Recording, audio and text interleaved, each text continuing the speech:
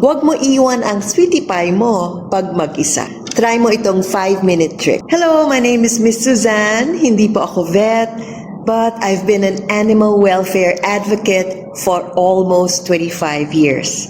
I also had an international NGO that helps uplift the lives of Philippine dogs. Dogs don't get anxious because you leave. They get anxious because leaving feels sudden. Before you go, gawa ka ng short, calm routine. No drama, no long goodbyes. Bigay ka ng treats paggising or a safe distraction. Then, leave quietly. Kay Cookie, ang aso namin, pag nagpapaalam ako sa kanya, sasabihin ko lang, Sweetie Pie, I'm going to leave.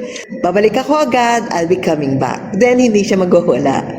Pero, pag nakita niyang biglang wala kami, ay nako, iiyak lang ng para siyang kinakatay. So, ang ginagawa namin, maski tulog siya, papaalam ako, sasabihin ko, Cookie, I'll be leaving now, be good ha, and then pag tulog na tulog, di lang kami papansinin. At pag nagising siya, okay lang sa kanya. So, pag calm and exit mo, over time, hindi sila magpapanik. Kasi they associate your exit or yung pag-alis mo with calmness. So, anong lesson dito?